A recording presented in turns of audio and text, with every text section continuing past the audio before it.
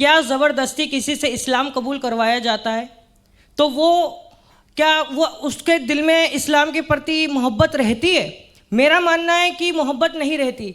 तो ये कैसा सवाल, ये कैसी मतलब राजनीति है कि जहाँ पे ज़बरदस्ती कन्वर्सेशन को ये कहा जाता है कि उन्होंने मुतमईन हो गए उस चीज़ से। एक और सवाल ले लेते फिर आते हैं। सर मेरा नाम जतिन वार्ष्णेय है।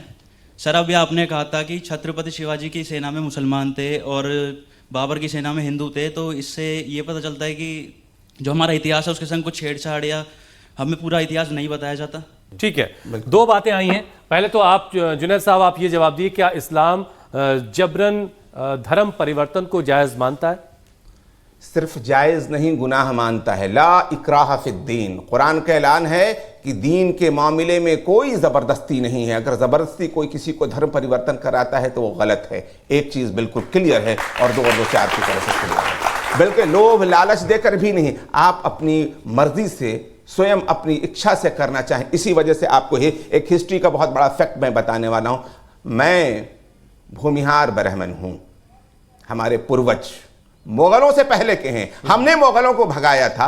हमें अपने ख़ानदान पे कभी अफसोस नहीं है। इस्लाम जैसा अच्छा रिलीजन मिला, हमने स्वीकार किया, लेकिन मुगल अभी आए नहीं थे। और सबसे ज़्यादा इस मुल्क में आप उठा करके डेटा देख लीजिएगा, इस्लाम सबसे ज़्यादा जब मुसलमान यहाँ पर कमज़ोर हो गए हैं उस वक्त बढ़े। अंग्रेज़ों के ज़माने में बड़ी तादाद में लोगों ने इस्लाम कबूल किया है। तो आप इससे अंदाज़ा कर सकते हैं ये कैसे इस्लाम कबूल किया गया है। आज भी लोग, आज भारत में सबसे बड़ी तादाद में आप देख रहे हैं ना, इस वक्त तो मुसलमान नहीं, इसके बावजूद लोग मुसलमान हो रहे हैं। सिर्फ यही नहीं, दुनिया भर में मुसलमानों इस्लाम स्वीकार करने वालों की तादाद बढ़ती चली जा रही है। ठीक है अहमद जावेद साहब, एक चीज जो इस बच्चे ने पूछी कि बहुत सारी बातें जब इन्होंने सुनी आपकी कि भाई अकबर की फौज में हिंदू भी हैं, शिवाजी की फौज में मुसलमान भी हैं, तो इन तक सही बातें नहीं पहुंच रही थी, नहीं पहुंचने दी जा रही थी।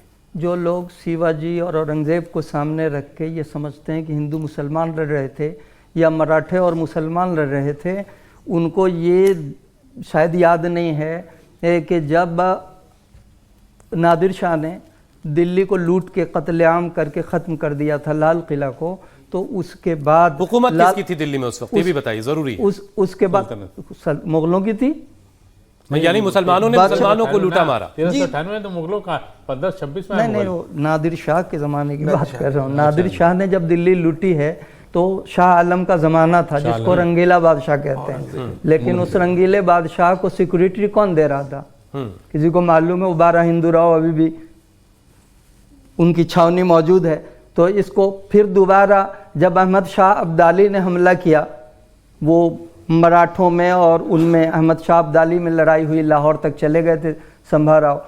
तो उसके बाद उन्होंने जब टेक ओवर किया और लड़ाई की, उसमें मराठों ने, मराठा की सेना ने और पेशवा ने लगभग 3 लाख हिंदुओं को झोंक दिया था। मराठे, किसान, कुंभी और आम लोग। और वो यहाँ पानीपत की तीसरी लड़ाई होती है, बहुत भयानक लड़ाई है वो इतिहास की।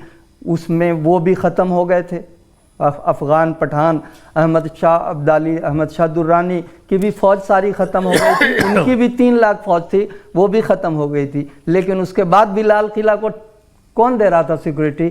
लाल किला पर मांगा था जाट राममल ने कि हम तुम्हारा साथ देंगे, अहमद शाह अब्दाली के साथ, तुम दिल्ली मुझे मेरे हवाले कर देना। लेकिन दिल्ली मराठों के पास थी, मराठे यहाँ का महसूल चौथ वसूलते थे और लाल किला को मराठे देते थे सिक्योरिटी। तो ये इस तरह से लड़ाना और इतिहास को ऐसे सरलीकरण करना, ये ठीक बात नहीं। अब